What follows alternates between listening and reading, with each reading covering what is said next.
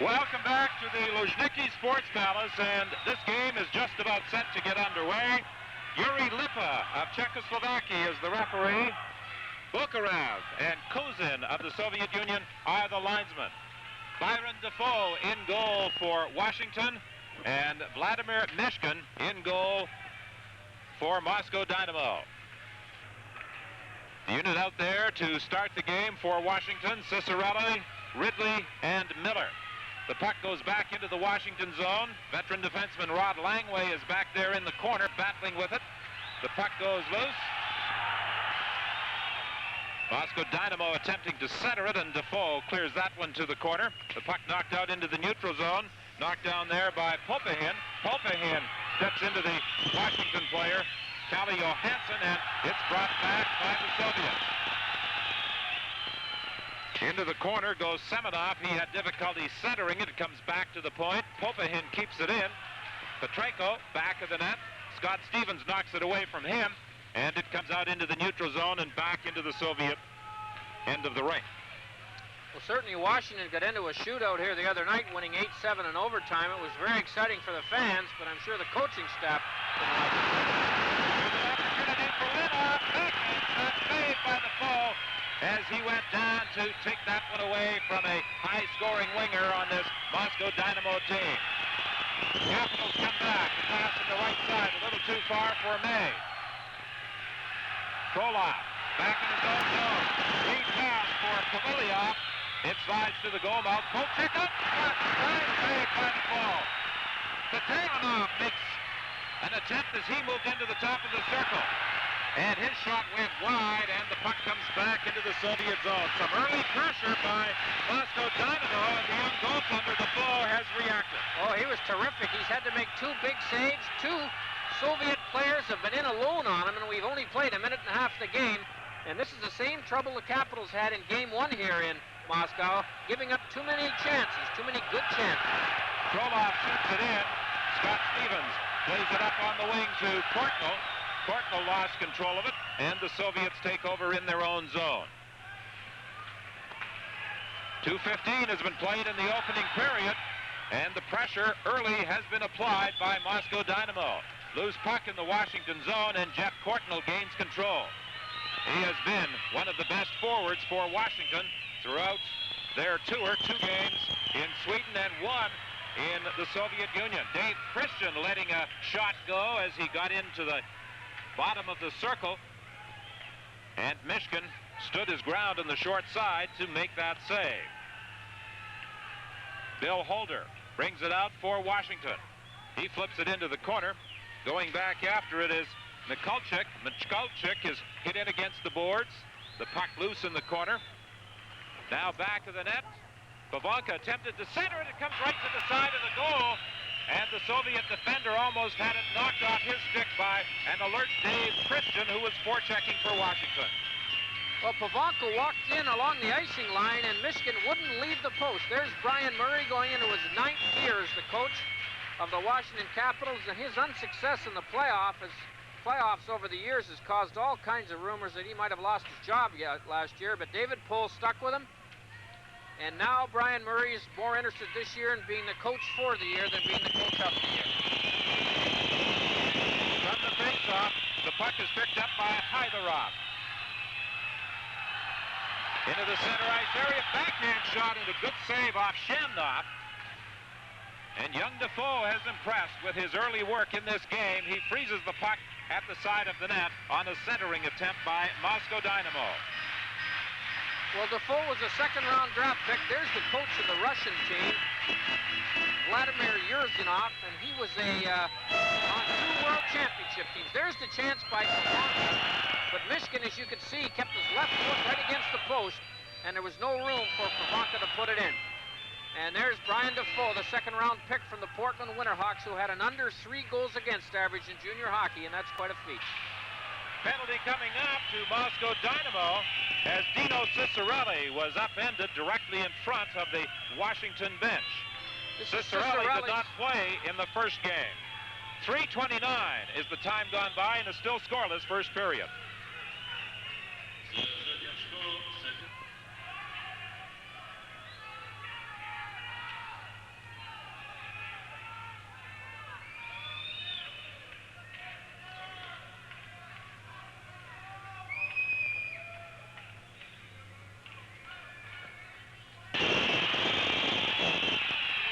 just underway. Washington on the power play. Yudean in the penalty box for holding. That penalty coming at 3:29 of this opening period. Scott Stevens looking for Mike Ridley in the neutral zone. He couldn't handle it. Now Miller picks it up and moves back of his own net. He leaves it there for Scott Stevens. Stevens on the right side for Felix. He shot it in, but it is broken up by the Soviets. They attempt to clear the zone. Felix kept it in. Miller gets it across to Cicerelli. Back to Ridley. Backhand shot. It goes wide. From the point, Stevens fakes a shot. Now lets it go. Knocked down in front of the net and dumped down the ice by Dmitry Frolov. Back comes Cicerelli. Cicerelli fakes the shot. Cross-ice pass. And Courtnall couldn't pick it up. Into the neutral zone, Semenoff, one of the stars of this Moscow Dynamo team. Good speed, still controlling, in front, shot, and another big save by Defoe. He took that one away from Victor Glушенков. This is the big line for Dynamo, and they showed you a little taste. They gave you a little taste of how they can play, and Defoe beat the Moscow forward again, and that's about the fourth big save for young Brian Defoe. 31 seconds still remaining in this Washington power play. Courtnall gets it back to the point. Hatcher with a shot, blocked, he gets it again. Hatcher moving in, gives it to Courtnall, it was behind him. Courtnall is taken in against the board. Cicerelli trying to move out with the puck. He's checked, it's loose in the Soviet zone. Back to the point, Hatcher with a shot, knocked down. Loose puck, the Soviets gain control and they bang it the length of the ice, and that should kill off the penalty. Dino Cicerelli will really help the Washington power play. They were 8th in the league last year, although they scored 96 goals, team record. Cicerelli may put them over the 100 mark this year. The Capitals back at full strength. Frolov picks it up. He gets it into the slot area to Leonov. In front of the net, the goaltender to fall out of position. Another shot. A high drive, and that hit a couple of players in front of the goal. Leonov. The shot doesn't get through as it's blocked by Rod Langway. Back comes Washington. Wickenheiser in across the line. He's checked. The puck is loose. Miller picks it up, but there's a penalty coming up here against the Washington Capitals. That comes at the 6:06 mark of this opening period. Miller going off for hooking. The Soviets will send out their top line of Yashin, Antipov, and Lomackin. Michalczyk and Popihhin are back on the blue line. This is Yashin. In across the line, he tried to center it, and it went off Pavonka out into the neutral zone. One common characteristic of every Soviet team is they can put 5 pretty talented people out there in the power play. You just can't take a lot of penalties against any Soviet team, especially a pretty good one like the Moscow Dynamo. Michalczyk gives it to Yashin, back to Michalczyk.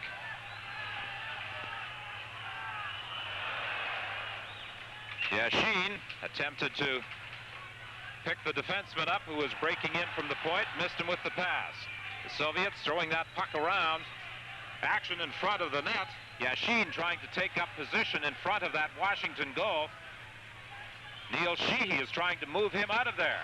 Here's an opportunity for the Soviet team as they try and bring it out front, but it's blocked again by Defoe. Lomackin fakes the shot, goes cross ice. Looking for Yashin, the pass didn't get there as it was deflected by Langway. Michalczyk with a blast. That is knocked down in front of the net. Sheehy tying up Lomackin, and that puck was driven right into him. Rod Langway has had the best training camp of any he's had while in Washington. So the coaching staff tells me 12th in All-Star voting last year, which was way low for Rod. I talked to Rod before the game, and he wants to give a belated birthday wish to his son, Drew, who is 9 years old on September the 14th. And Drew, your dad told me he's got a nice present for you from over here in the Soviet Union, but I can't tell you what it is. I think all of the players will be heading home with a variety of gifts and souvenirs from their trip to Sweden and the Soviet Union.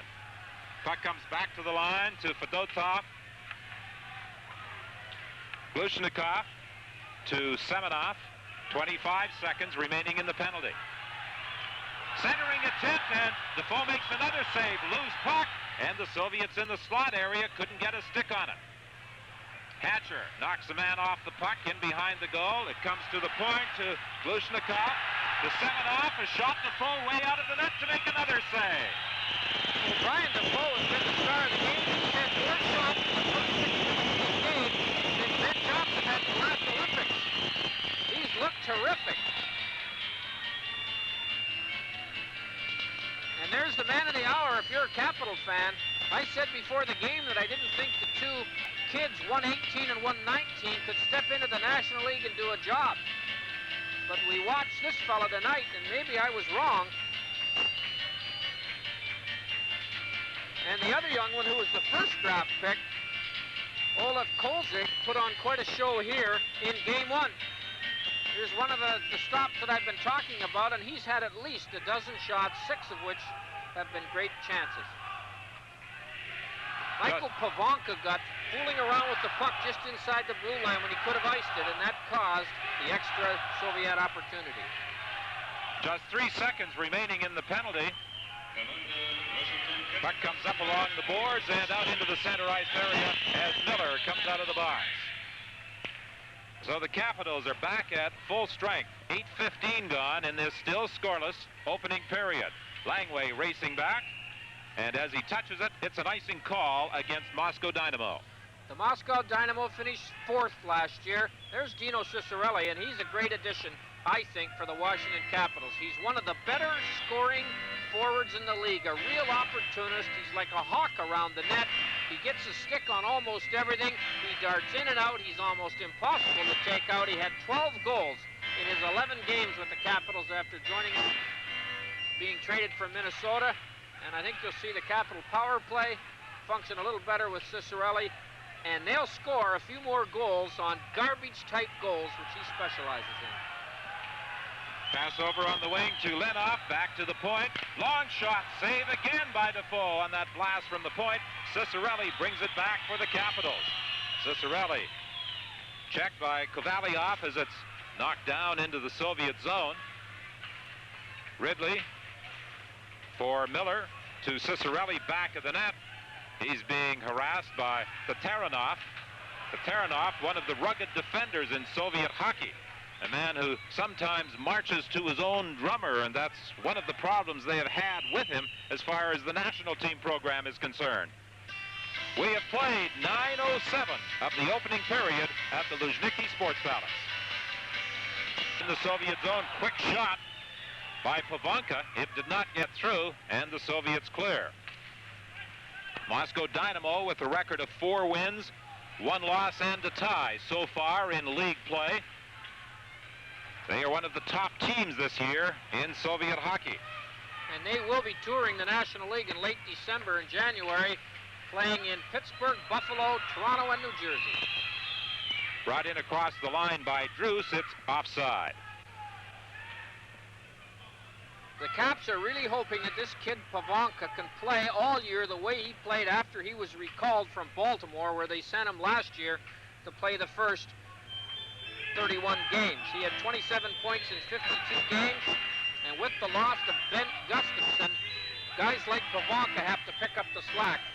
And Brian Murray, who now is the most senior coach in the National League with the same team, with Glenn Sather retiring and Al Arbor taking the leave of absence before he returned. And that's a real feat. As an old coach, I admire a coach who can hang on as long as Brian Murray. Not many do it, and he's a good one.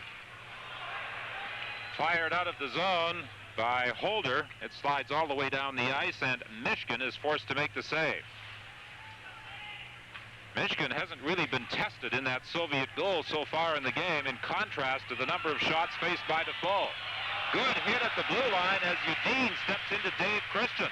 Well, that was a good draft, a good body check by the draft pick of the Calgary Flames.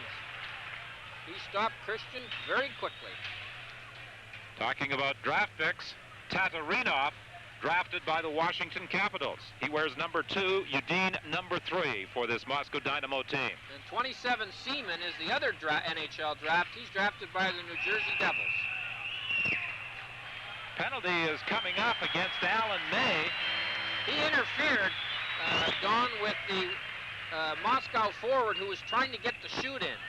And interference is a call that in the National League, and we'll have a look at it right here, that the National League, you can see how mad number 4 is, Vojacov, for being held up. But the referee, Lipa, who did a nice job last night, I thought, in Kiev, and let the teams play, thought he better get Alan May, the newly acquired capital from the LA Kings, who played very well in the first game here for the Caps, into the penalty box. That kind of a penalty, not a good one, kind of a marginal one. For some reason, they always seem harder to kill off than the ones you get out of good aggressive play. We'll see if that's true in this case. That penalty comes at 10:37 of this opening period. No score in the game. The second power play for Moscow Dynamo. Washington had the first power play opportunity of the game. Broken up at the Washington line. This is Miller weaving his way in, still controlling, taking time off that clock. Ridley is out there with him. He picks up the puck in back of the net.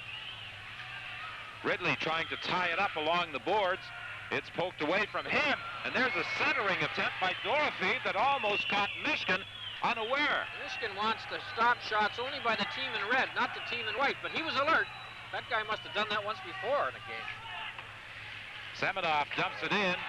Scott Stevens with a good hit as he dumped the Soviet player Semenoff in the corner. Well, Scott Stevens is one of the best body checkers in the National League, and he really got a hold of that Russian forward.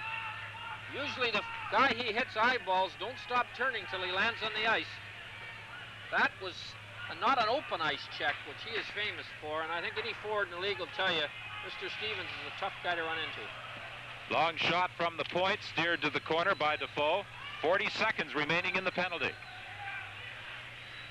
Kovalev trying to center it. Dino Cicerelli gets a stick on it and hammers it out of the Capital zone.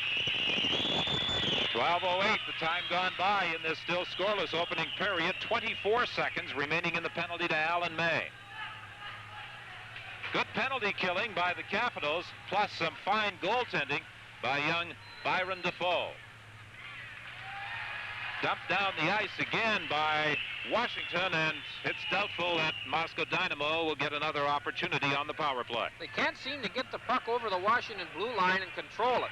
And on this big ice surface, killing penalties is more difficult than on the smaller ones in the National League. Washington back at full strength. At the point, Frolov with a shot. Knocked down in front, and back comes Washington. Led by Christian. Christian has Pavanka going in with him, but Christian was tied up by Tatarinoff and couldn't get the pass cross ice. This is the second game in the Soviet Union for the Washington Capitals. They won their first, beating Spartak by a score of 8-7 in overtime. Doug Wickenheiser with the winning goal. One of the rules in international hockey that is different from those of you accustomed to watching the National Hockey League is the delayed offside call.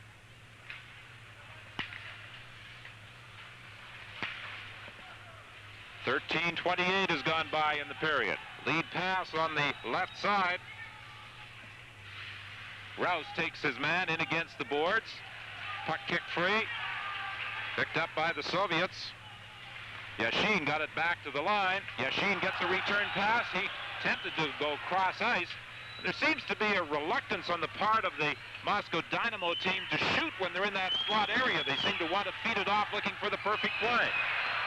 They certainly do, and they've passed up opportunities to score, and that also is a characteristic of European teams that drives the North American coaches a little wild, because especially wrist shots, the Soviet hockey players all have pretty good wrist shots and can get the thing away quickly, but they don't like to do it very often. Fired in by Mike Miller. Puck is loose, back of the Soviet goal, played up along the boards, and they get it out of the zone and down the ice. Back after it is Bill Holder. 14:29 gone by in this opening period. It's scoreless here at the Luzhniki Sports Palace. Miller went into the corner and took Yudim in heavily to the end boards. Yudim didn't appreciate that one. Center shot and score! This guy's first goal. And the Washington gets the first goal of the game. That was very close to being offside, but it ended up being a 2-on-1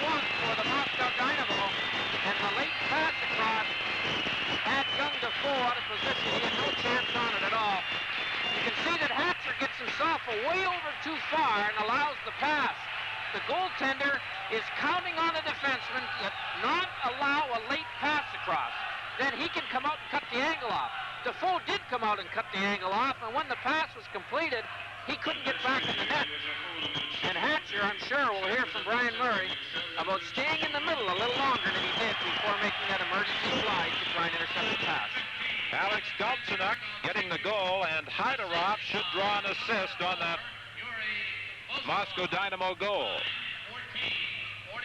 At the 15-minute mark of the first period, Moscow Dynamo leads 1-0.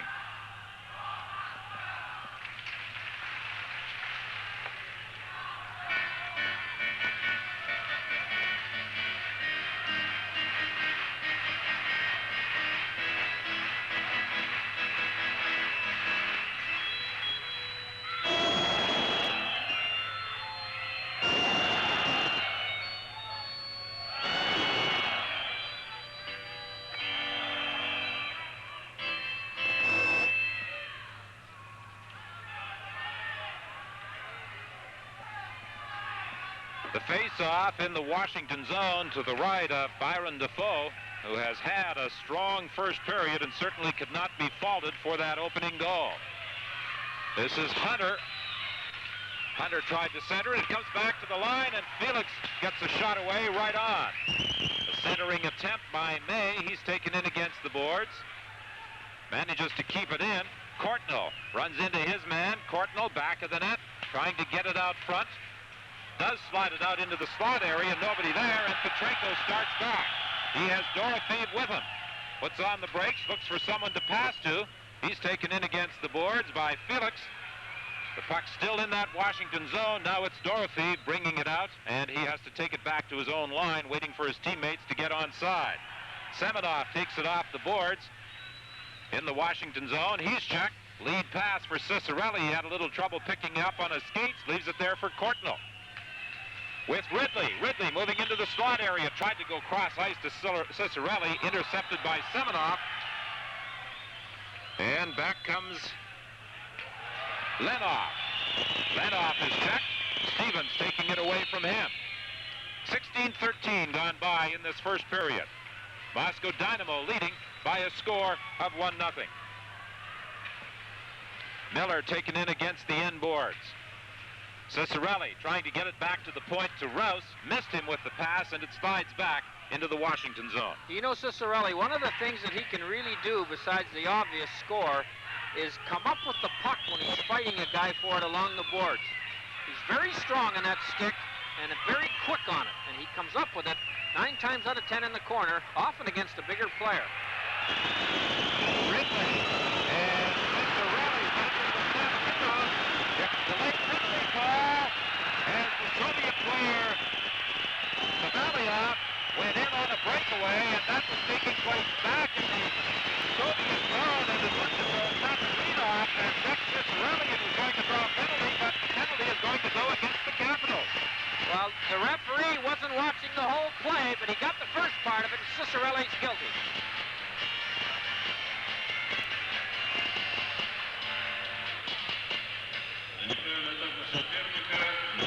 Oh, he got Ridley coming in late. Oh, yeah.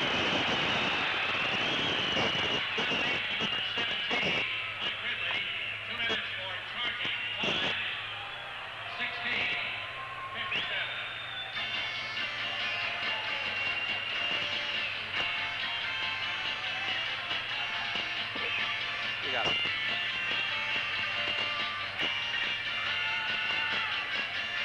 Mike Ridley draws the penalty. Lipa charges him with charging after Cicerelli and Tatarinoff were battling in the corner, and as they turned from the play, Tatarinoff, you didn't see it on the replay, threw a punch at Cicerelli and knocked him to the ice. Ridley was caught for coming in and getting involved in a scuffle between Tatarinoff and Cicerelli. And the referee was pretty lenient not giving the Tatarinoff, the Russian defenseman, and Cicerelli roughing penalties because they both poked each other in the jaw. Antipov on the power play to Yashin. Yashin to the line, looking for Lomackin. Lomackin controlling it. Lomackin back to the point. Michalczyk with a shot right on. The save is made by Defoe. And the puck moved ahead to Pivonka as he comes out with Dave Christian. Christian tried to get it back to Pivonka. He was tied up and spun around. It goes loose in the corner, but Pivonka will get it. His centering attempt knocked down by Mishkin. 1:10 remaining in the penalty to Ridley. 17:49 in the period. Yashin at the line, leaves it there for Lomackin. Back to Yashin. Yashin to the point to Popihine. Lomackin from the corner, up from the goal for Antipov. Beautiful play. Lomackin on Antipov, pulling the trigger. A power play goal makes it 2-0 for Moscow Dynamo. Well, Scott Stevens was beaten on a one-on-one as he walked out forward, walked out of the corner. That put, see, he's beaten right there. That puts 3 against the 2. Here's another look. Watch Stevens get beaten here. He goes for the puck. A costly mistake by a very good defenseman cost the Washington Capitals a goal.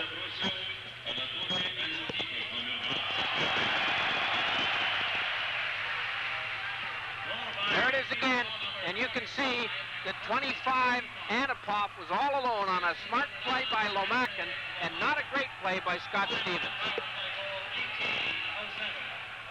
Richard brings things up at his own line for the Capitals. He attempts to work in across the Soviet line. He's checked and knocked down, and the puck comes out into the neutral zone. Langley fires it back in. It bounces off a Soviet player. The Capitals have to go back to their own line, attempting to reorganize. Calle Johansson in his own zone, over to Rod Langway. Langway looking up into that slot area, trying to hit Richard. Broken up by the Soviets. Puck loose inside the Washington zone. Weak shot goes wide as we move into the final minute. Langway in control for the Caps. I don't think there's any question, Don, that the Washington Capitals have been badly outplayed and badly out-hustled this period by a spirited Moscow Dynamo team.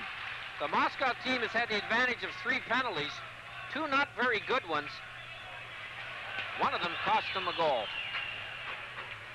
Loose puck in the Soviet zone. Hunter stepping into a check in the corner. Out to Courtnall. A delayed penalty call coming up against the Soviets at this 1932 mark of the opening period. Anatoly Semak is going to get a penalty for dragging Dale Hunter down as Hunter came across the offensive zone. And this will be a short power play to finish the first period. And I'm sure Brian Murray, you can see at the top of your screen there that Hunter was knocked down. And for that, the captain, Anatoly Semenoff, will take a rest for part of this period and possibly part of the next.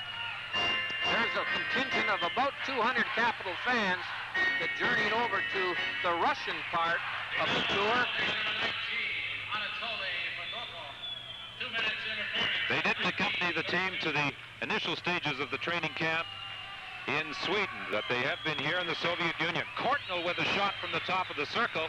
Mishkin makes the save. Courtnall gets it back, drops it back to Hatcher. Hatcher moving in, some action in front of that net. Centering attempt, and that net is knocked off its support. There are players in there, Mishkin there, but Guess who? Dale Hunter. He goes in front of that. He was taking an awful beating by the large Soviet defenseman, who finally threw him right into the net. And when Dale Hunter realized where he was going, he made sure that he was directed right into goalie Mishkin. a bit of a family reunion here at the Luzhniki Sports Palace as Hunter is driven in. His brother Mark, who plays with the Calgary Flames, is in attendance in the game, and they had a visit and a chat prior to the start of this contest. You won't see a bigger pileup than that at Joe Gibbs' Washington Redskins game. There's Hunter, a feisty little guy if there ever was one, and a guy who doesn't care how big the opposition is. He goes after him. Let's have another look at it. Now, Hunter's getting thrown around by number 8, Glушенков, and finally shoved into the net. The next thing you know, little Mishkin, who's about the size of a good-sized hiccup, was on the bottom of a 4-man pileup. There's Dale Hunter.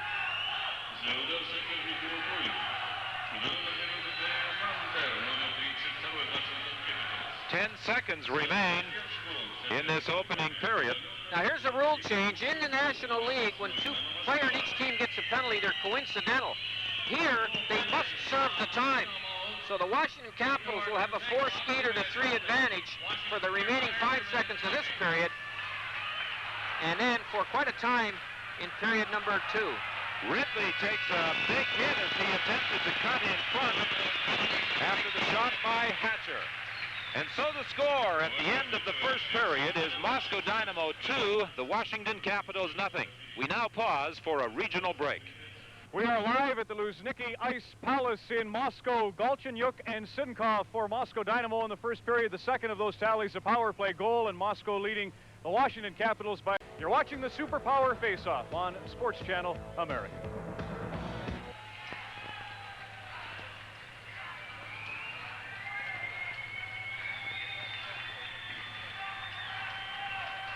Neil, 1-2, 1-2, Neil, 1-2, 1-2. Yes, this is Whitman, 1-2, 1-2.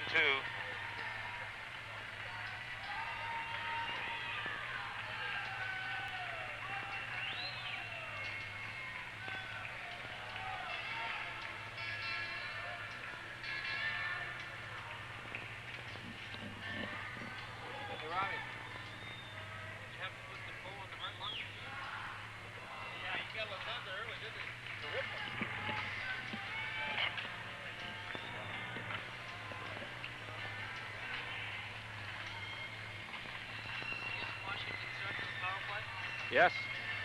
It's 4 skaters to 3 for at least 132. Yeah. Hello, New York. When the second period starts, the Washington Capitals will be on a power play, 4 skaters against 3.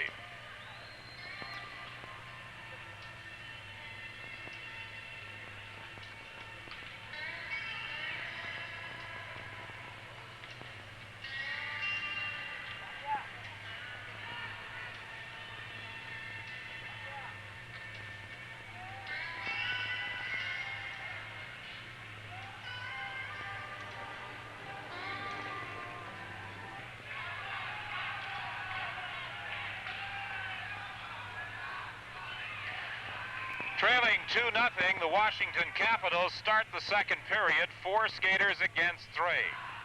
Cicerelli moves into the face-off circle against Tatarinov to get this second period underway. The draw comes back into the Washington zone. The fans reacting, thinking that there should have been a penalty on Semak, but the referee, Lippa, he waved his hand indicating that he took a dive. You don't see this. At least not this signal from North American officials. Well, the officials in the National Hockey League are told not to wave penalties off. Here in the Soviet Union, the fans don't boo, they whistle, and you've probably noticed that by now.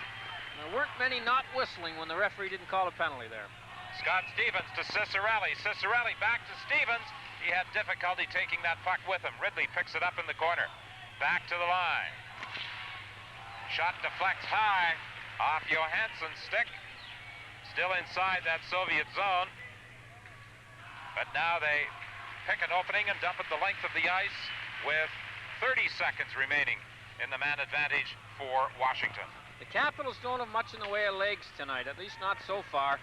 You wonder whether this trip, which started a long time ago in Sweden, is beginning to take its toll. This will be a longer road trip than they'll take at any time during the National League schedule. Brought out by the Soviets. Michalczyk moving into the slot. Takes a weak shot off a skate. It goes back of the Washington net. Now Felix picks it up. And the Soviets are back at even strength. 4 against 4. Courtnall fires it in for Washington. Pavanka plays it back to the line. Hatcher with a shot. That's wide of the Soviet net. 2-0. The Soviets lead. And now both teams are back at full strength. In the corner, Pavanka for Washington. Flips it up along the boards. Courtnall flips it down the ice. Yutin goes back after it to touch it for an icing call against the Capitals. Well, the best player, as far as the Washington Capitals are concerned, in the 3 games that have been played already by them in training camp, is Jeff Courtnall.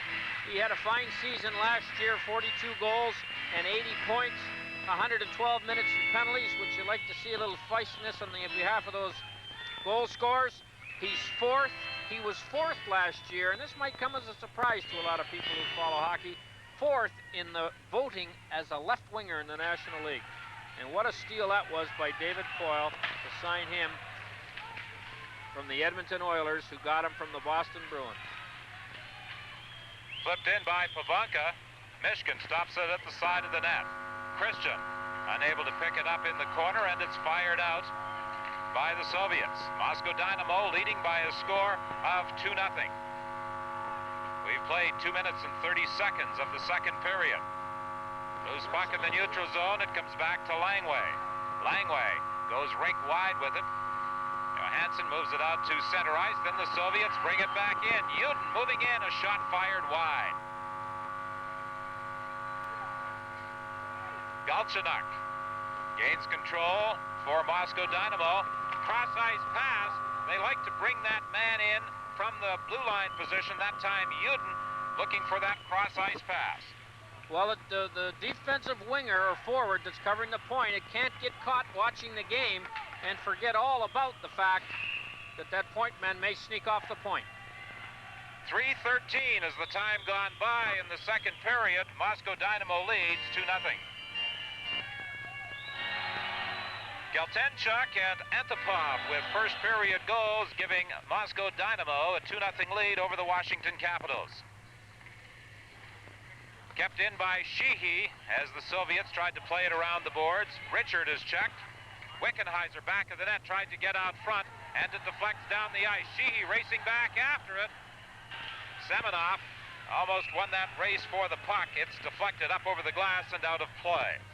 Quite a novel addition to an arena here in Moscow. They have a sink between the 2 benches, and you can see right in front of Don Bopre, who will be going in the nets pretty soon. And on the left part of the sink, you can see Washington with their bottled water. And next year, they're thinking of putting a toilet in there, which will make it very convenient for the players. Maybe a shower. This one with some hot water. Something we did not have for 2 days when we were in Kiev for the game between Sokol Kiev and the Calgary Flames, won last night by a score of 5-2. You can see Defoe wears 60, and if it keeps going like it's going, that's going to be the number of shots he handles tonight. I'm sure Brian Murray would like to leave the kid in there. He's been the star of the game for the Capitals, and he's the only reason the Capitals still have a chance in this game. From the face-off, Hatcher checked in the boards by Leonov. Picked up now by Ridley. Ridley hits Ciccarelli, breaking out of his own zone. He fakes the shot. Ciccarelli drops it off. Holder driving in. He goes crashing into the net. And is the puck in there with him? No red light. The Washington players indicate they think the puck also went into the net. But the referee, Lippa, does not agree with them. Well, Lippa was in good position to make that call. And if the puck disappears, as far as the referee's concerned, it shouldn't count.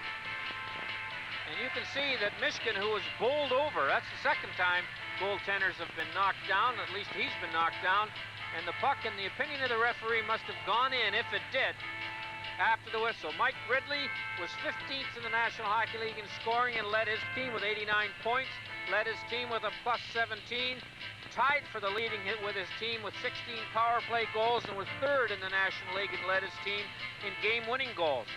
11th in the All-Star voting, and boy, he had a fine year. What a steal that was by David Poile to get he and Miller. And Miller seems to be able to be the steadying force on a line with Ridley. And Ridley, a Canadian boy who wasn't even drafted from your hometown there, Don, Winnipeg, walked into the Ranger camp and made it, but he's really made it here in Washington. Out of the University of Manitoba, and he has really blossomed in the National Hockey League since joining the Washington Capitals. 4:17 as the time gone by in the second period. Lomackin back to the net. Lomackin controlling. He's a national team member, moving into the slot. Shot, save, rebound, and score. Well, it looked like the Red Sea there. The Washington Capitals just disappeared. Lomackin, when he made the turn at the top of the zone, wanted to pass the puck. But everybody went to the guys he wanted to pass it to, so he walked right in. Look at this. And Bill Holder's got to come out and challenge the shooter. He was covering nobody there. You see number 2 and 4. They both don't. Hatcher runs to take the forward, and Holder stands there and takes no one. And Lomackin gets not only one chance to score, Defoe stops that, but before Holder gets involved at all, the rebound's in and the score is 3-0. And now it will be a definite uphill struggle for the Washington Capitals. They came back a number of times in their game against Spartak before finally winning 8-7 in overtime. It was a late goal by Spartak that forced the overtime period. But they are now facing a 3-goal deficit. Johansson dumps it in. Back after it is Vozhakov. The Capitals trying to center it. It does come out in front and then is taken to the boards by Gальченюк.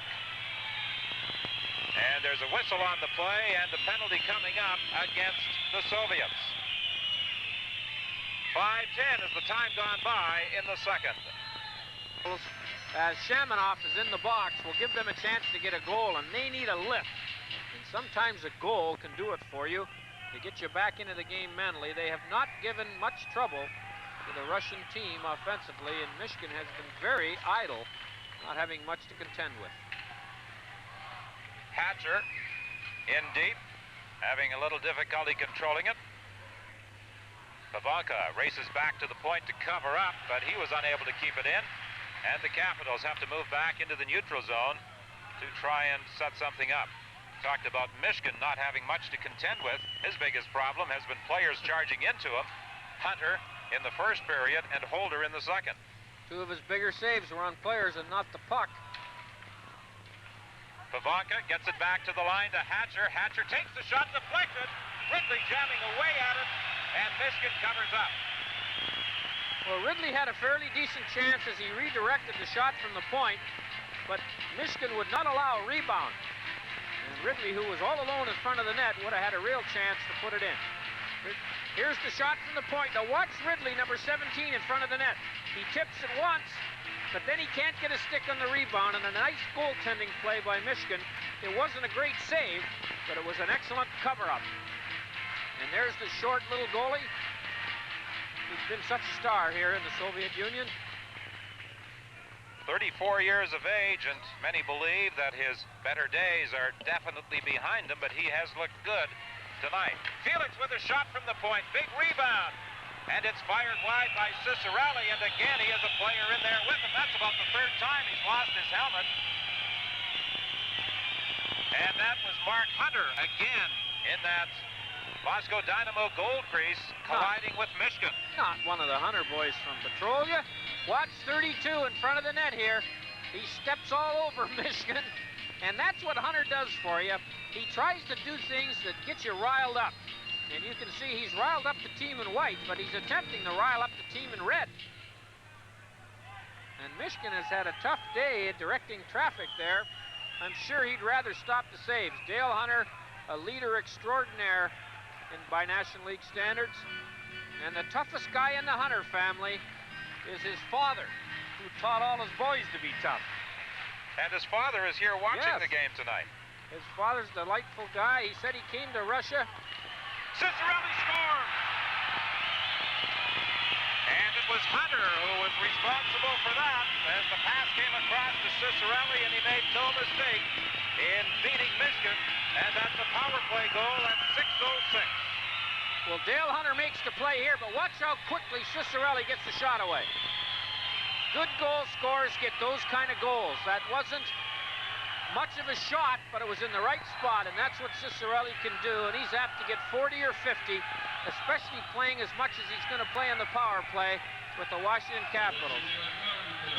Some people will tell you, some goalies will tell you that when Cicerelli shoots it, the puck has eyes, finds a way to get in. And you talked about what Hunter was contributing to the Washington Capitals in this game. He was not only upsetting some of the Soviet players, but he also got his own teammates going and draws the assist on the Cicerelli goal, a power play tally. Centering pass, slides back to the blue line. Kept in there by Michalczyk. Now knocked away by the Capitals. Ridley brings it out. Ridley, a pass in the wing, another shot by Cicerelli. That one is deflected high up into the crowd. And again, more pushing and shoving in front of that Soviet goal. Well, this has turned into a bit of an ugly scene. And the fans here, although fighting is frowned upon in international hockey, Don, seem to be enjoying this, do they not? Yes, they are. And the one battle taking place to the left on Mышkin, and both players have dropped their gloves. And rarely do you see Europeans get this far into a fight. More often than not, it's a shoving match. And the Russian player thinks it's foggy here in this rink as the sweater is pulled over his head. And that's Scott Stevens. And Scott Stevens, boy, guys get out of his way when he's walking down the street, let alone the hockey rink. Now, the fans are booing now, but they liked it when it was going on. And that will mean ejection for Scott Stevens and the Soviet player, because fighting is banned under international hockey rules. Now, the Washington Capital fans in attendance may have enjoyed that. The Soviet fans are cheering, they're whistling. And, of course, it was a couple of years ago in Czechoslovakia where that famous brawl took place between Canada and the Soviet Union at the World Junior Championships. This one developed in front of the net after a stoppage in play. Ridley was in front of the goal. Stevens is not there yet, but he arrives in ill humor. And there's Scott Stevens wandering in, wondering what's going on. And it'll be interesting to see how the referee calls this one.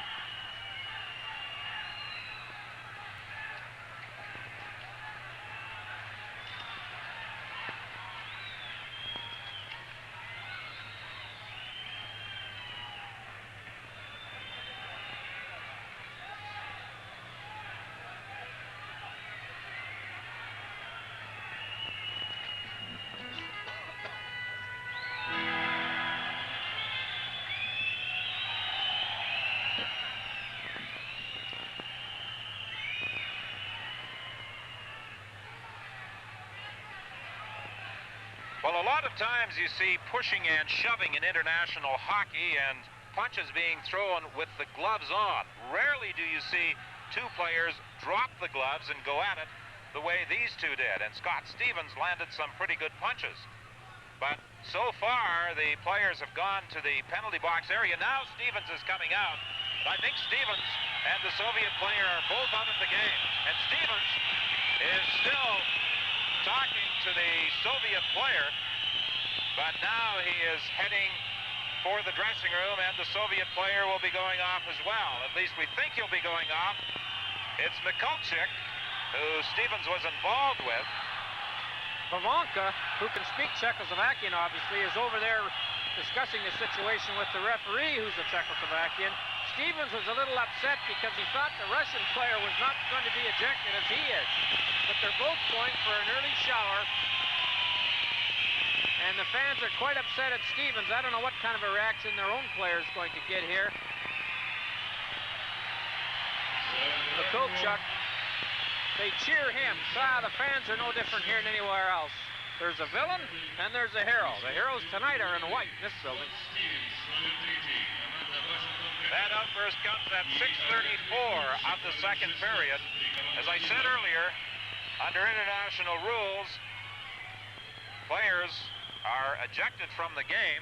They draw 5-minute majors for fighting, but they're also finished for the night. And that, I think, is what the referee, Yuri Lipa, is explaining over at the penalty box area.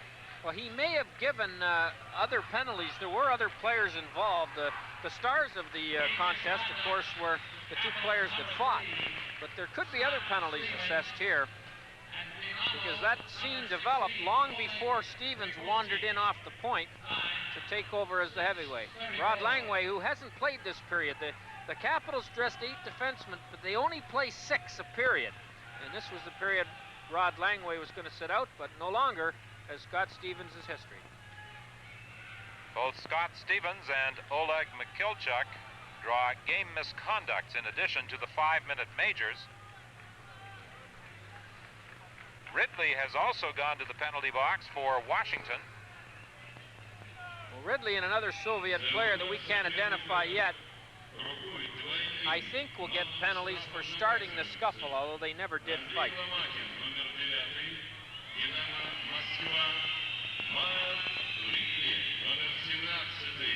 And it appears to be Jamnov in the penalty box for the Soviet Union. Well, I'm sure they have to send somebody to serve the 5 minutes for the 2 players that were ejected.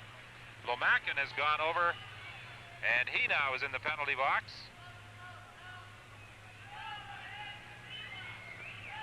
Well, most people are confused, including us here. The Soviet players are very unsure of what happens, but I think there's going to be another one go in for Washington. So the referee obviously gave 2 players roughing penalties and 2 players fighting majors.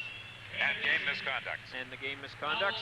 Roughing minors to Washington's number 17, Mike Ridley, and Dinamo's. There's Pavonka, the official interpreter for Rod Langway, the captain of the Capitals. Double roughing minors assessed against Ridley and Lomackin. That in addition to the 5-minute majors that were given to Scott Stevens and number 16, Oleg Michalczyk. Now, since coincidental penalties are not in vogue in international hockey, both teams are going to be playing 2 men short, 2 skaters short for 2 minutes, as well as 1 skater short each for 5 minutes. So on this big ice surface, it's going to be like playing on the Moscow River for these 2 teams with only 3 skaters and a goalie in action. Well, the big ice surface certainly puts a demand on skating skill. 5-minute majors and double minors assessed as a result of that altercation. 3 skaters against 3. Pavonka is out there. He has Langway with him, back of the net. The veteran Washington defenseman starts out over on the right side for Hatcher. Hatcher winds up his shot just wide. And that deflects up over the glass and out of play. Well, in this situation where 1 forward and 2 defensemen play with each team, the way you can create a little offense is have one of your defensemen jump into the rush. And Hatcher is the guy of the 2 Washington players who'll do it. He scored 12 goals last year, or 13 goals and 27 assists. So he knows where the net is, and Langway only got 2. So I think Langway will anchor, and Hatcher will be the rabbit on this play. Pavonka battling along the boards. It's knocked away from him by Galchenchuk. He circles to get away. He's upset, and the referee Lippa indicates another dive on the part of the Soviet player, and that's the reason for all the cheering and the whistling here in the Luzhniki Sports Palace. On the right side for Pavonka. Pavonka, backhander, off the side of the net. Vojacov plays it up on the right side for Galchenchuk. Galchenchuk taken in against the boards by Hatcher. Cicerelli races after the loose puck. He scored the lone Washington goal. That goal coming on the power play with Dale Hunter drawing the assist. This is Cicerelli's first preseason game. He was out with a hip injury, and he draws the penalty. He and Tony Tanny with the Vancouver Canucks are among the better players at drawing penalties. And if that's a stat that teams keep, and you'd see Cicerelli right at the top of the list. He has a little Hollywood in him. And in this play right here, there was no Hollywood in that one. He was clotheslined from behind by number 19, Fedotov. And now they'll get into the delayed penalty situation, as of course you can't penalize a team below 3 skaters. 41 seconds remaining in the first minor penalty against Ridley and Lomackin. That in addition to the 5-minute majors, still 3:41 in the majors that were given to Scott Stevens and Michalczyk. Well, the Capitals in 41 seconds are going to get a 4 skater against 3 advantage for 1 minute and 19 seconds. And this is a good opportunity for them to get back in the hockey game. Ever since they scored that goal, every Capital has been a little more involved in this game. And Dale Hunter was the guy that started it by running into Mышkин and then got the nice assist on Ciccarelli's goal. From the face-off, the puck is loose, and it's brought out by Leonov. Leonov in across the line. Taken off the puck by Rouse, and the Capitals gain control. The Capitals now have 2 forwards and 1 defenseman, with Christian, who has played lots of defense in his career. But you can see that Brian Murray's looking to take advantage offensively of this situation. In 16 seconds, he's going to have a power play.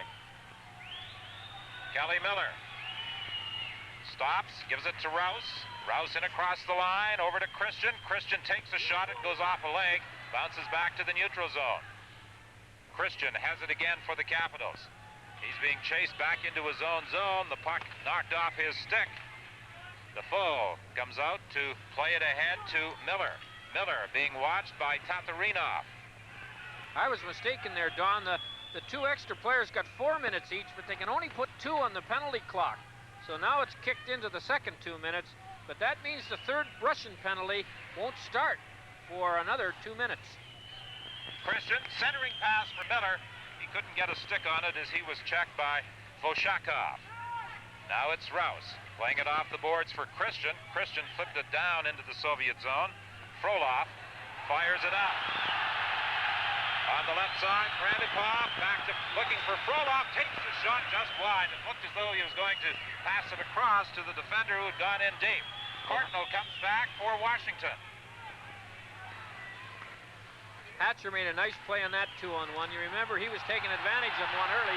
He wouldn't allow the pass across. Defoe cheated on the shooter and made the shooter shoot it wide.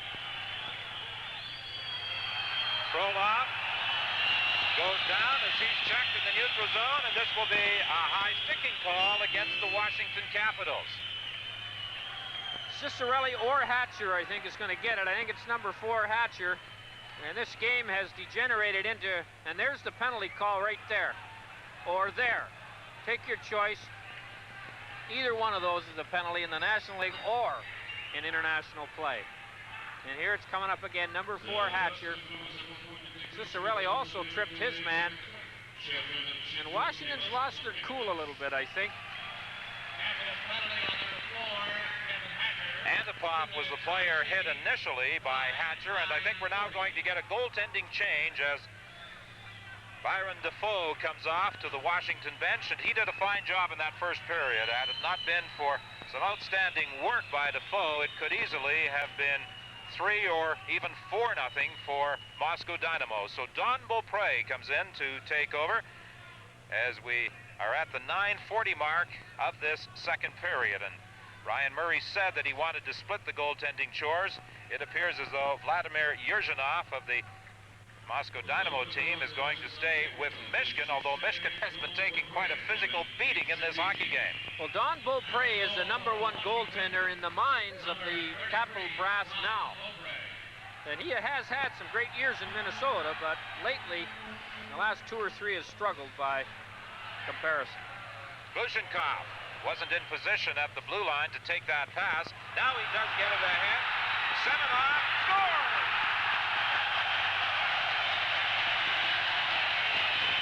Well, Rod Langway, the captain for the Capitals, was a little soft on Semenoff, and Semenoff out-battled him and got in alone on Bopre. Now, the goaltender goes in, he doesn't get any warm-up, and we've seen that 3 times on this tour, where the goaltender's first shot when he comes off the bench goes in. And Rod Langway rarely gets beaten like that in National League play, but I suppose you could say that even Betty Crocker burns the odd cake, Don. Semenoff makes it a 4-1 game in favor of Moscow Dynamo over the Washington Capitals. Semenoff with the 4th goal of the game. Druce on the left side for Langway. Langway with a long shot, steered back to the boards. Kelly Johansson manages to keep it in. Semenoff picks it up in the corner. He's bodied in against the board, so he leaves it there. Frolov brings it out Drops it off to Semenov. The Soviets like these drop passes. As a matter of fact, in the game the other night in Leningrad, that Calgary won by a score of 4-2 over Himmick.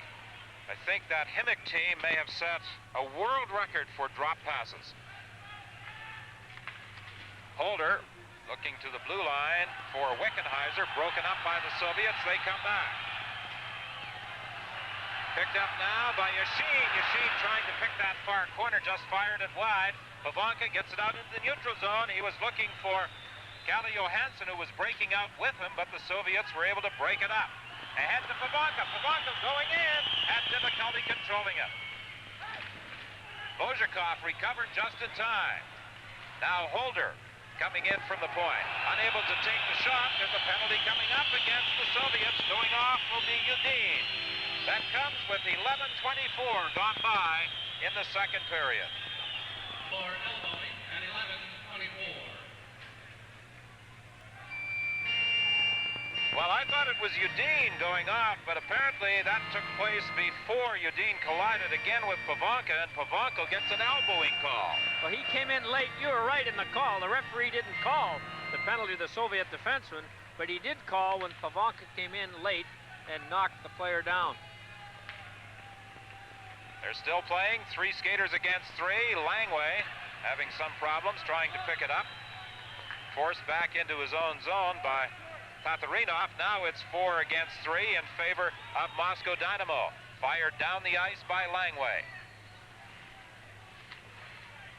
It'll be 4 against 3 power play for the Soviet team for 40 more seconds. Semak gets it back to the line. Tatarinoff goes cross ice to Frolov. Back to Tatarinoff. A shot. That is deflected up against the glass. Bopre got a piece of it. Kept in by Frolov. Over to Tatarinoff. Moving in. Fakes the shot. Back to Frolov. Fakes the shot at the side of the net. Now back to Tatarinoff. Moving in. He bans in the shot. Well, they made a lot of passes, and they got it to the man they wanted, but he wouldn't shoot it. Tatarinoff shoots it this time. Bopre makes the save. Tatarinoff gets it again. Tatarinoff with another shot right on. As one of the penalized Washington players is on the ice, Tatarinoff cross ice and scores!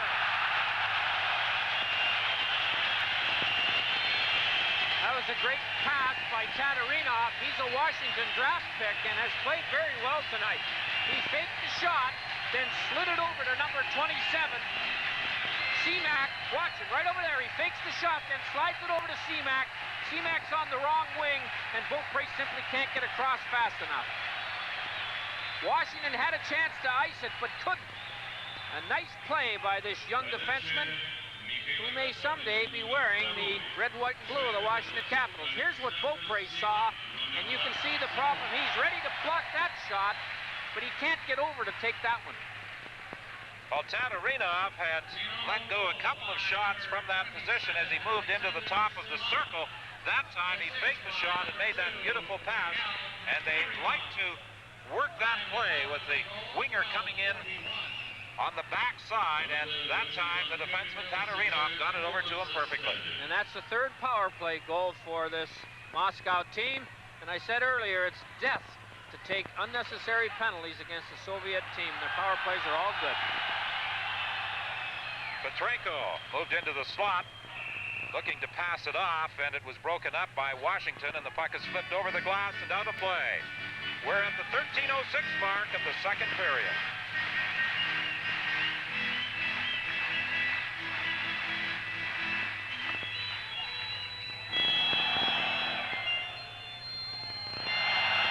Sure.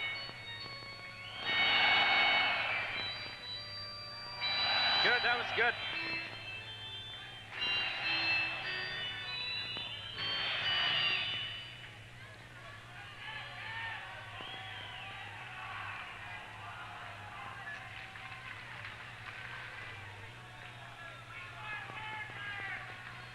That's Yuri Leonov taping his stick, and you can see the curvature on that stick would be illegal by National League standards, but not by international play. Something else the Soviets do, Harry, they like to, as you mentioned on a previous telecast, shave down the front end of that stick. So the tip of the blade is a lot narrower than the rest of the blade. It makes for a better feel, and you're looking at the sweat dropping off the nose of Rod Langway, who's one of the few players who do not wear helmets in the National League. And in the Soviet Union, the goal judges wear referees' shirts. And you can see that that's another difference between the National League. Can you imagine the goal judge trying to get back to the dressing room if he wore a referee's shirt in the National League rink? There are times when they prefer to operate under a veil of anonymity. You're not kidding. Delayed penalty call coming up against the Soviets. Bopre heading to the bench, but it will all go for naught as that puck is touched by Yutin. So trailing 5-1, the Capitals will now have a power play. That's a slashing call and one behind the play. And the teams have got a little nasty here. This is supposed to be the Friendship Series, as it's named, but it hasn't been very friendly out there on the rink tonight. Haydarov going off to the penalty box, and that comes at 13:31 of the second period. Moscow Dynamo leading by a score of 5-1. The lone goal for the Washington Capitals, Dino Cicerelli from Dale Hunter, a power play at 6:06. Well, they have another chance here to chip away at this lead. They have about 6.5 minutes left in period 2. They're down by 4. They certainly need a couple before they go in for the second intermission. A high-sticking call against Haydarov. Ridley in the face-off circle gets the draw for Cicerelli. Cicerelli lets the shot go. It's high over top of the net. That's a little face-off play that a lot of teams use. The center just tries to kick the draw back slightly behind him, and then he takes the defensive center out. And the winger on his off wing, in that case Cicerelli, comes in behind, picks the puck up, and gets some time for a shot. And Cicerelli missed the net. The center on the play was Ridley, and the shooter was Cicerelli. Hatcher in across the line over to Cicerelli. Tried to return it to Miller, who was breaking for the net along with Hatcher, but the pass never got through. Ridley gets it back to the point for Hatcher. To Ridley. Ridley back to Hatcher. Hatcher moving in, lets the shot go. It's wide. On the other point, Johansson fires it back of the net. Cicerelli has it. Cicerelli gets it over to Ridley. Ridley looking initially for Johansson, who was racing in from the point. He was covered. The pass didn't come through as initially was planned. Now it's broken up by the Soviets. They bring it out into the center ice area. Antipov was looking for Yashin. Knocked down by Johansson. Over to Miller. Miller to Pavanka. Back to Miller. Mike Miller dumps it into Pavanka. Back of the net for Cicerelli. He's fed it out front, and there's going to be a penalty here as the Washington player Miller went flying into the Soviet net, and I think it is Miller who is going to be going off. I think it's Popihon who's going to get the penalty. He nearly killed Miller, running him into the net from behind as Mike Miller was trying to get some position for a goal. And the Soviet defenseman showed no mercy whatsoever and ran him right into Mышkин, who's now handled 4 flying red shirts. The toughest guy in the ice, maybe, that little goalie Mышkin. Now this gives the Washington Capitals 31 seconds, 5 skaters to 3. And the way the coach is thinking here and trying to get his players to think, let's get a goal in the 31 seconds, and that will still give us a minute and a half, 1 man up, and we can get out of this situation only 2 goals down if we play it right. There's Murray, and he's a very vocal coach. But all this yelling, Mr. Murray, my friend, in this country probably won't do you any good at all. I think he's objecting to the fact that the face-off is taking place outside the blue line. That's exactly what he's asking. And Brian Murray has the reputation in the National League of being a bit of a referee baiter.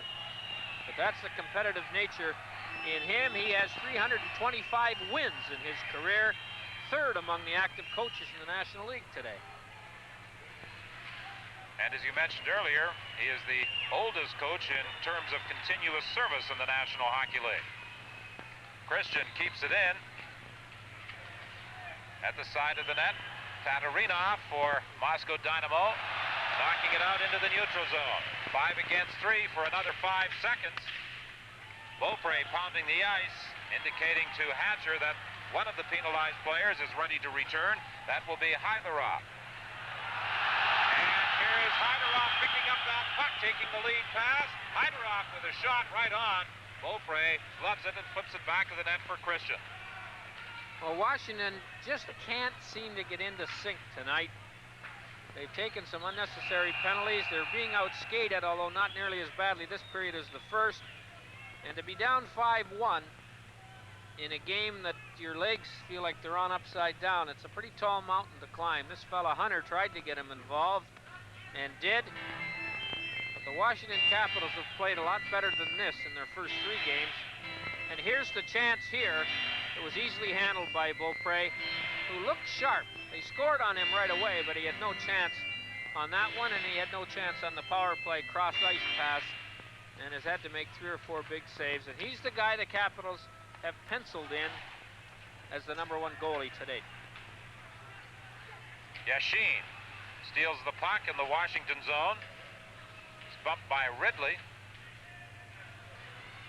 Now Kelly Miller circles back into his own zone. Lead pass for Ridley. Ridley was tied up, managed to get it over on the wing to Miller.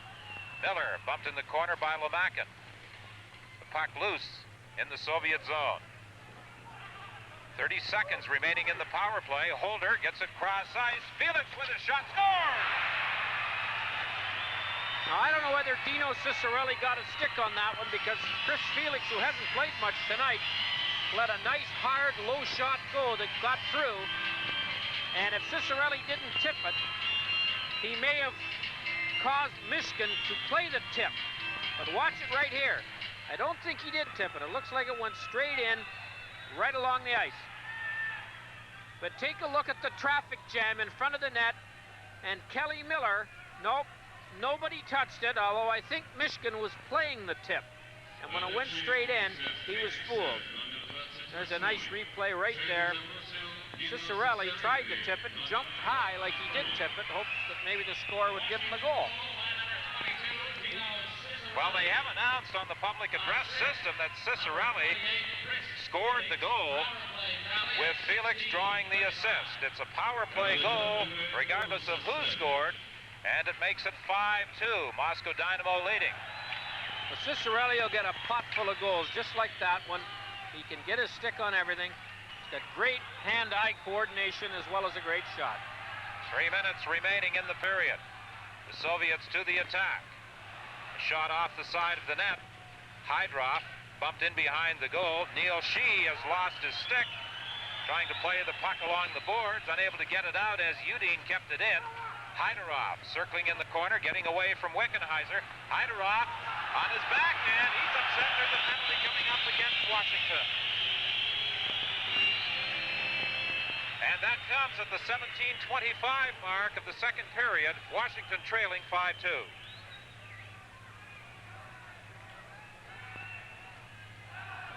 With about 2 minutes and 35 seconds left, he played for 4 teams last year, Don. The New York Rangers, the Baltimore team in the American League, Team Canada, and he played some games late in the season for Washington. So we talk about our road trip. He must have made some beauties playing for those 4 teams. He was switching uniforms rather frequently last year. Centering pass, broken up by Hatcher. Comes back to the point, now over to Leonov. He couldn't get a shot away. Leonov goes back to the net. Kovalev.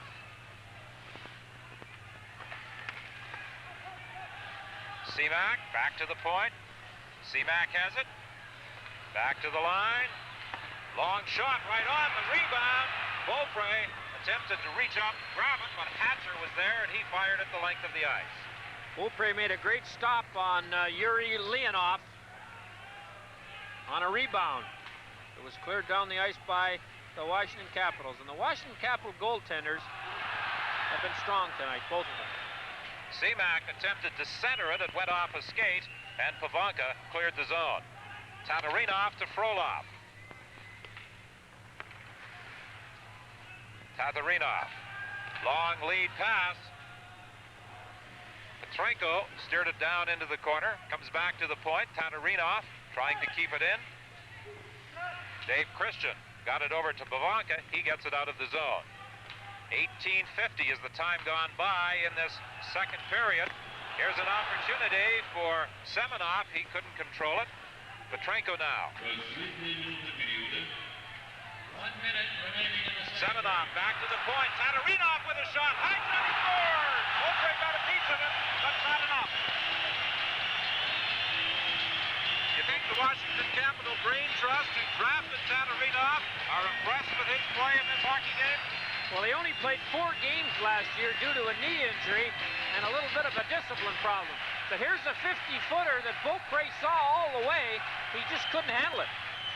And Bopre, who has got a great glove hand, usually eats these up, but this was a hard shot, and you can see the time he had to set it up.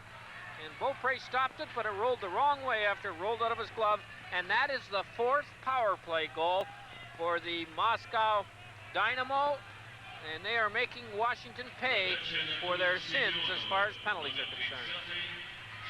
53 seconds remaining in the second period, and it's 6-2, Moscow Dynamo leading. And last night in the game in Kiev, Dmitry Kristich, who's also a draft pick of the Washington Capitals, played a very strong game, so they have 2 fine prospects playing here in the Soviet Union. I guess the question is, can they get them out? Courtnall with a drop pass, looking for Hunter, knocked away from him. Kalle Johansson races in from the point, centers it. Alan May couldn't get a shot away. Johansson trying to center again. He's battling in the corner with Yashin. 30 seconds remaining in the period. Lomackin circles in the neutral zone, over to Yashin. He slides it across to Antipov. He couldn't do anything with it. Now the Soviets knock it in. Yashin racing into the corner. He dodges a check from Hunter. Then he's sent flying by Langley, and I think this is going to produce another penalty against the Washington Capitals. Well, Langley, who's got one of the most controlled tempers in the National League, very rarely gets upset. And you can see that he took his frustrations out on the Soviet player and fired him into the glass. Of course, we all know Rod Langley was a top linebacker when he attended the University of New Hampshire, and he gave a little demonstration of a forearm shiver right there. So the captain of the Washington Capitals will spend the rest of this period, which is only 5 seconds, in the penalty box, and the Soviet Moscow Dynamo team get a chance to get their 5th power play goal. But you can't afford to take penalties, as you have pointed out, against a Soviet team, particularly one that has been in training since the 1st of July and has already played 6 league games for the Washington Capitals. This is only their 2nd week of training and only their 4th preseason game. And that's a tremendous advantage for the Soviet teams in this tour. And so the score at the end of the second period is Moscow Dynamo 6, the Washington Capitals 2. We now pause for a regional break. Athletes who are here for the boxing championships that are taking place in Moscow this coming week. The way that's going out on the ice, the fighting going on, this should suit a couple of those boxers up. Well, there were a lot of penalties in that second period, 16 in total, 8 to each side, including a fighting major to Scott Stevens of the Capitals and Oleg Michalchuk of the Moscow Dynamo team, and both also, as a result of that action, picked up game misconducts. 4 power play goals for the Moscow Dynamo squad, and they start the third period with 1:55 still remaining in the penalty to Rod Langley.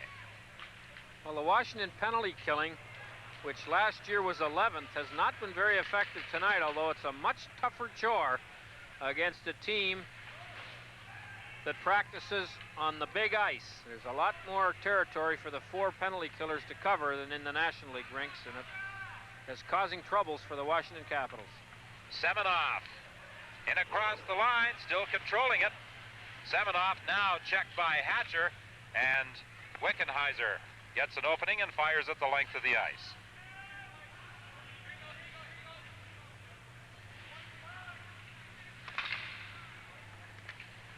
In the Washington zone, Pavanka attempting to clear. It hit a player, goes back of the net. Dorofeев unable to do anything with it, and it's fired the length of the ice by the Capitals with 54 seconds left in the penalty to Langway. Semenoff leaves it there for Glушенков. Ahead to Lenov. Lenov in across the line with Doroфеев. He was checked, and the puck comes back out into the neutral zone. Tatariinov in across the line. Moving into the slot area. Shoot, saved by Bopre. Bopre took over from Byron Defoe midway through the period. Another shot from the point, and the save is made by Bopre. He stood his ground with action taking place in front of him.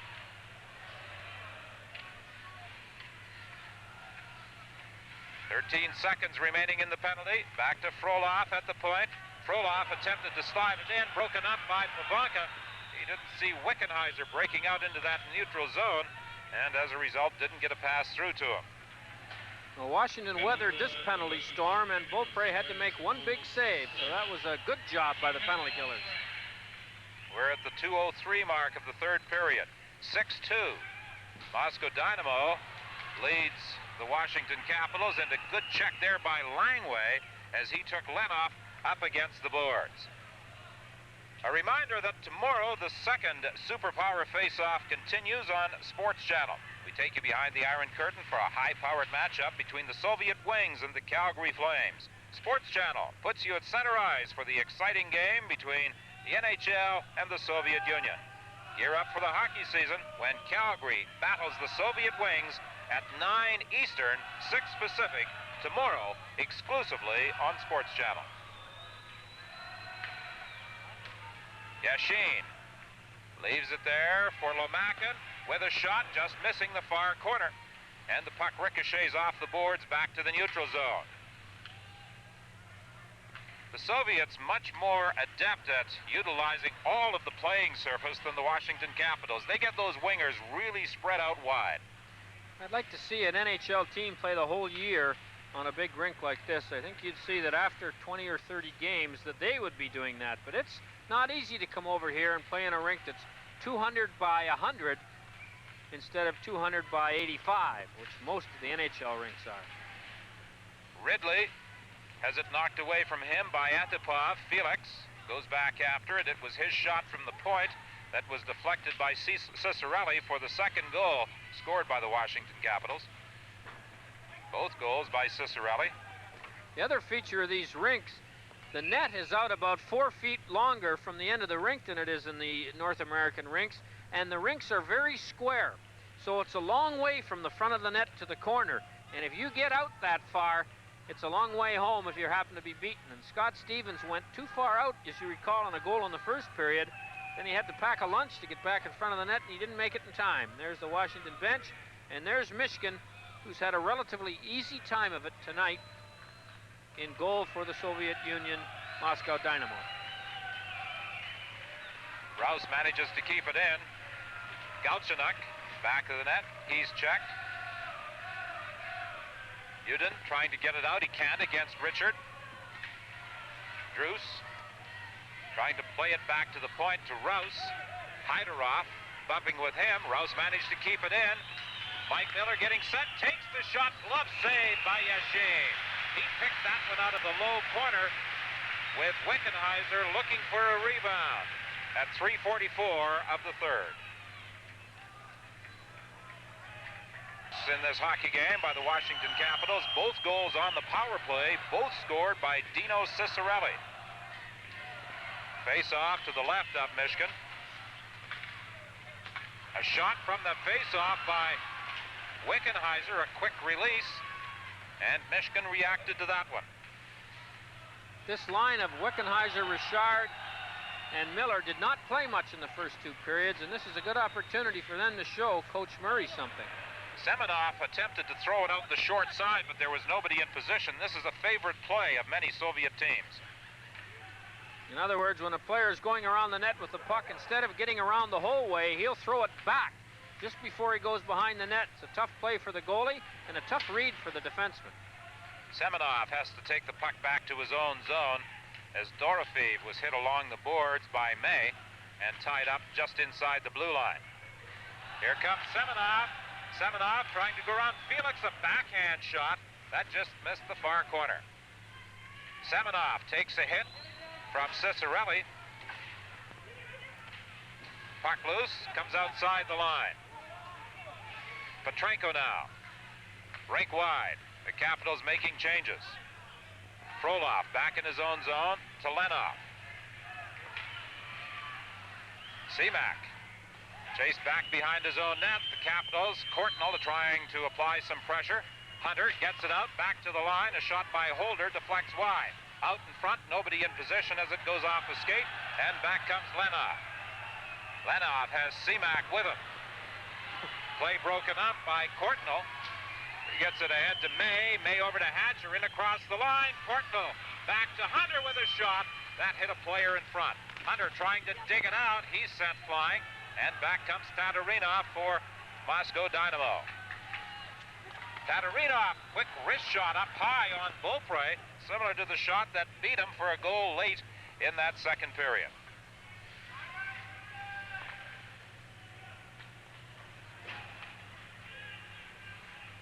Lomackin. Antipov to Yashin. Yashin trying to get around Hatcher. Hatcher managed to knock him off the puck. Pavanka behind his own net, being watched there by Lomackin. Lead pass for Dave Christian. Christian gets it back to Pavanka. Pavanka spun around by Lomackin, manages to carry on, takes the shot, and Christian just failed to deflect that. Holder unable to keep it in. Antipov racing in. Against Sheehy, a shot. Saved by Bopre, and he covers up on the rebound. We've played 6:27 of the third. Moscow Dynamo leads 6-2. He puts any more weight on the Soviet Bell Phone Company, he's going to give him his own area code. Even with his own area code, he'd have trouble making a call here in the Soviet Union. One of the problems many have encountered attempting to send messages back home, waiting many hours for that phone call to be placed, in some cases a couple of days. It's a long time. It's a long time to sit in the phone booth, isn't it, Don? Sheehy stopped at the line. Gальченюк moves it out of the zone. Sheehy has it again. His pass broken up. Gальченюk comes back. Gальченюk can't do anything with it as the Washington Capitals clear the zone. Ridley stepped into a Soviet player, and there's going to be a penalty coming up against Washington. I think it's Ridley who's going to be going off. Well, Ridley does not take many penalties during the season, but he's taken a couple tonight, and quite a few of the Washington players have been a little out of character tonight. And the frustration of this long trip, plus being down 6-2. And you can see number 26 is still smarting. Zhamnov. Ridley gave him a little taste of the hickory there. We'd like to recognize the about 200 fans. That comes at the 7:14 mark of this third period, with the Moscow Dynamo squad leading by a score of 6-2, and they now have another power play opportunity. They have produced 4 power play goals. Well, there you can see the trainer talking to the Russian player who held his hand after taking a slash from Mike Ridley. And he appears that he's going to get over it, and he'll probably be back in action before this power play is over. Petrenko.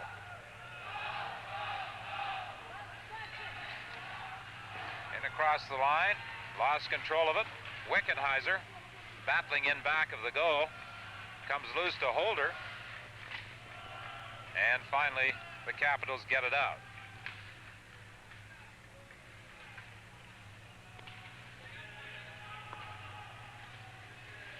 Fedotov circling as the Soviets weave in that neutral zone, looking to spring a man loose. Here they go with Dorofeев. Hits the post, it lays there and is clear. Well, Bopre was a little fortunate on that one. He got a little bit of the puck, but he had no idea where it was. It trickled behind him, but went off the post. Kelly Miller manages to gain control, trying to move into the slot area for a shot. Backhander high over top of the net. A lot of hard work there by Kelly Miller to get into position to take a shot, and there's a penalty coming up against the Soviets. Number 8, Glушенков is going to get a penalty for upsetting Kelly Miller in front of the goal. It would be called interference or holding.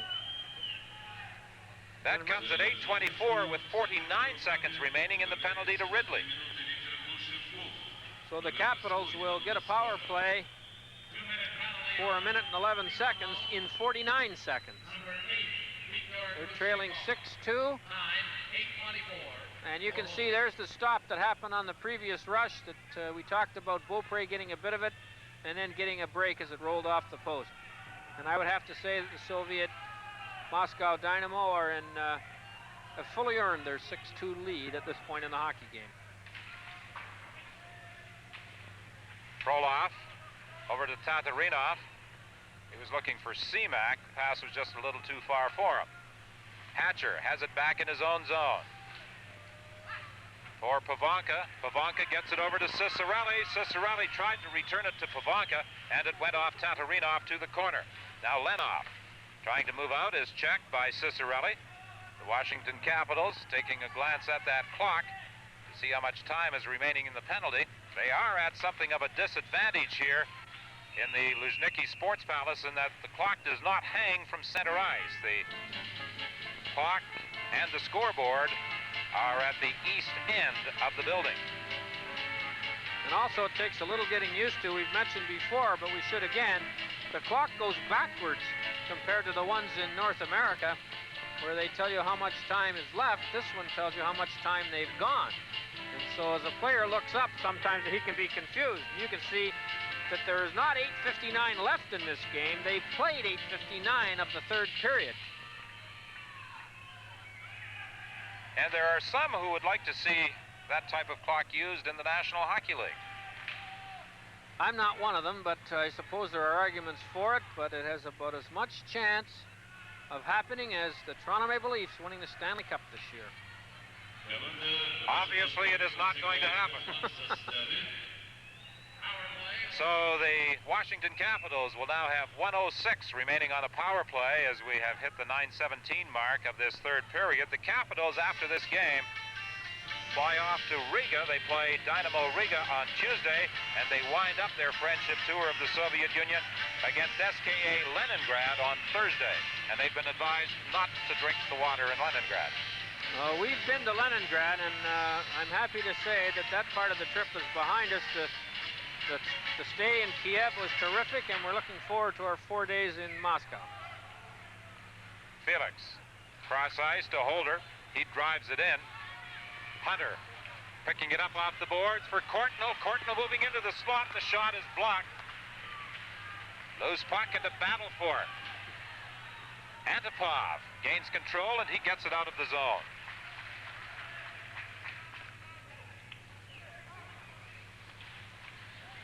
Now it's Mark Hunter. Unable to control it, and it's fired down the ice by the Soviets. 30 seconds remaining in the penalty. Felix for Washington. It was his good point shot that resulted in the second Washington goal, tipped in by Cicerelli. Courtnall leaves it in the corner for Felix. Felix back to Courtnall. Cross ice for Christian. Good play by Washington, but the pass intercepted by Haydarov. Haydarov to Glушенков. He tried to get it back to Haydarov, and it was a high pass that he couldn't pick up. Courtnall with a long shot right on. The penalty is over. Moscow Dynamo back at full strength. Glушенкov looking cross ice for Vojacov. Shot goes wide. In the corner, Sheehy trying to clear the zone for the Capitals. We're at 10:48 of this third period. Dynamo leading by a score of 6-2. It was 2-0 for Moscow Dynamo after the first period, and they outscored the Capitals 4-2 in the second. Semenov leaves it there for Dorofeев. Dorofeев cross-ice pass, and Petrenko couldn't convert it. He was tied up. What a nice defensive play by Mike Miller, who back-checked very hard to take the Soviet player out of the play just as the pass was coming across, and I'm sure the Capital coaching staff noticed that play by Mike Miller, who's known way more for his offensive skills than his defensive skills. Richard back into his own zone to pick up the loose puck for Washington. For Mike Miller, he drives it in deep. Wickenheiser off the end boards, lets the shot go, and Mышkin had to react quickly to that one. Petrenko drops it off for Dorofeев. His shot went off a stick, picked up by Richard, and he fires it back into the Soviet zone. We're at the 12-minute mark of the third period. Here's Kelly Miller with a shot, doesn't get through, he gets the rebound and just fired it wide. Cicerelli gaining control along the boards. Cicerelli being watched closely by Tatariinov. Cicerelli goes down, the puck is loose, Ridley racing into the corner after it. Ridley looking for someone to pass to. Tried to get it in front for Cicerelli, intercepted by Frolov, and he cleared the zone. Well, you know, the question everyone's asking is, will this tour, and I'll continue in a minute. Lenoff going in. Bopre went to the corner with him, forced Lenoff to make the first move, and he didn't even get a shot away. No, it was a nice play by Bopre. Didn't have to make the save, but he took the scoring alley away. Just again this time, he scores. Lenoff to Semak, and Semak gets the goal.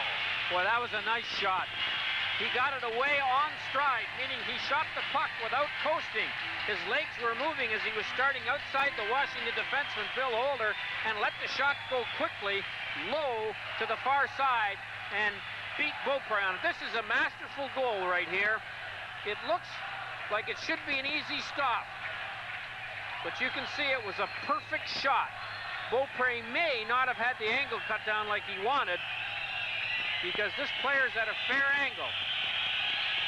But it was a good shot, and as I look at it again, Bopre thought he was in the right position and didn't move, but he wasn't. And that happens to goaltenders early in the season.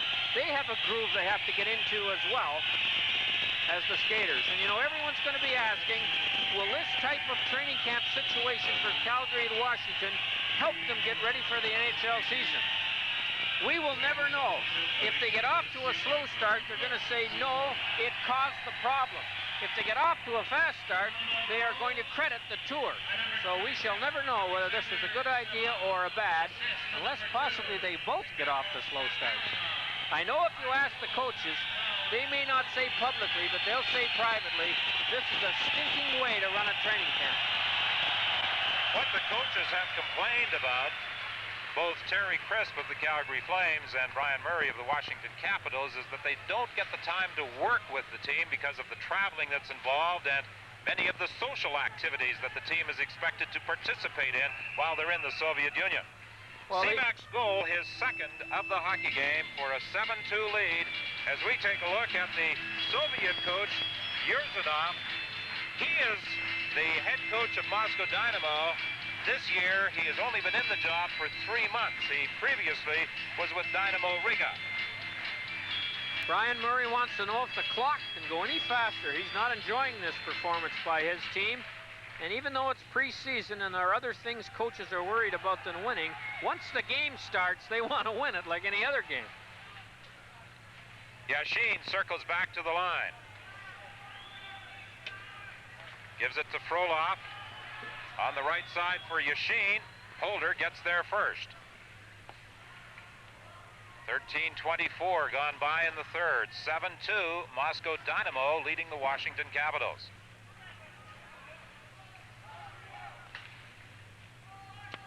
This will be the first loss for the Capitals after 3 wins. They won 2 preseason games in Sweden, and their first here in the Soviet Union by a score of 8-7 in overtime. Frolov with a shot, knocked down in front. Antipov moving back to the line.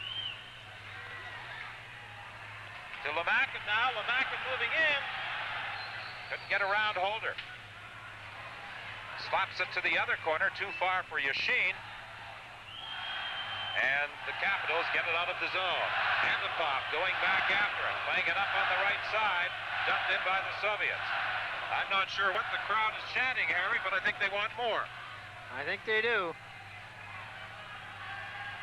Gальченюk leaving it there for Jamnov. Slides it to the side of the net, then he bumps with Rod Langway.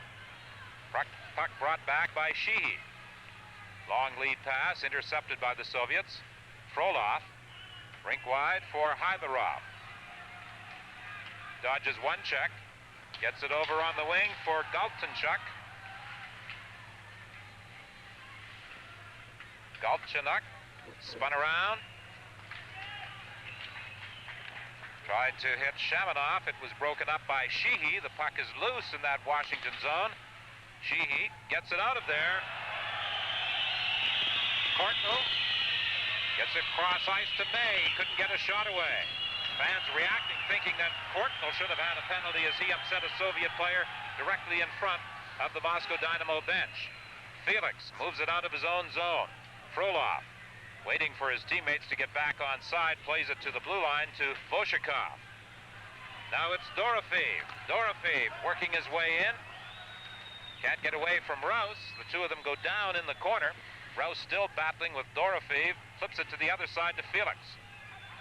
We're at 15:40 of the third. 7-2 is the score. Moscow Dynamo leading.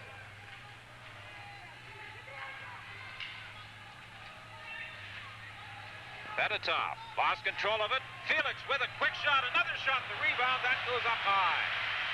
Felix with a good move. He came racing in from the point to take that pass. And Mышkин had to react quickly to that one. Cicerelli in the corner. Taken in against the boards. Ridley comes in to help out. Semenoff trying to tie him up. Ridley still battling. Unable to get it over to Cicerelli, but it comes around the boards to Rouse. Back of the net for Cicerelli, out front. And the two players in front of the net, Ridley and Miller, were tied up, couldn't get a shot away. Dorofeев controlling it inside the Washington zone. Good move to get around Felix. Dorofeев leaves it there for Semak. Back to the point.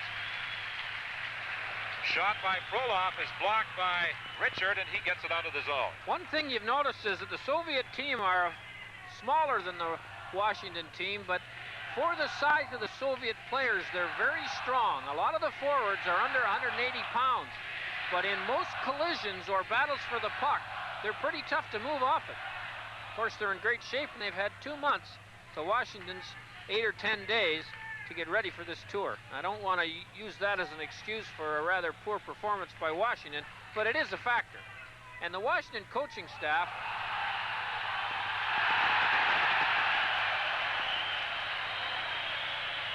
the fans thought the puck was in the net, but it hit the post, and Leonov flips it down the ice. But some fine moves by the Soviet team, and they are dipsy-doodling when they come in across the line and throwing that puck around very well. Tatarinos fakes the shot. Now he lets it go, and it bounces off Cicerelli, or Hunter, I should say, out into the neutral zone. Now it's Leonov looking for Kovalev. He was tied up and couldn't deflect that centering pass. Back comes May, firing it in. And as it's touched by the Soviet player, there's an icing call and some more pushing and shoving back in that Soviet zone. 17:58 gone by here in the third. He's going to hand as he came off, because changing the goalie, it makes no sense whatsoever for the goalie going in or the goalie coming out. But a little page out of the basketball where you take your star off when you know the game's won, so he can enjoy the applause from the fans, and Mышkин got a deserved hand, although he had a very easy night. Antipov brings it up ice for Moscow Dynamo. Good move. Tried to get around Langway. Couldn't. Centering attempt by Yashin. They're unable to clear the zone. Puck goes back of the Washington net. Langway finds an opening. He fires at the length of the ice. As I was saying when I was talking through that breakaway by the Soviet player, the Washington coaching staff have to get this team in shape for the season. And as you mentioned, with this social schedule they've got. Little tough, but there's the shot by Felix. And the tours of all the sites, the coach has to burn the players on the off days or they won't be ready to play the season. So winning the game is one of the objectives, but getting your team ready to start the season is the main one in training camp. Into the final 30 seconds of the period, Юдин with a shot from the point. That's gloved and held by Bopre. 27 seconds, the time remaining in the hockey game. Well, the main difference in this game, although the Soviets have outplayed the Capitals, is that 4 power play goals against you. You rarely win a game when that happens. Jamnov trying to fire it out that short side. He was checked by Hatcher. The puck does come loose. And the penalty is over, and so is the hockey game. So the final score, Moscow Dynamo 7, the Washington Capitals 2. We now pause for a regional break.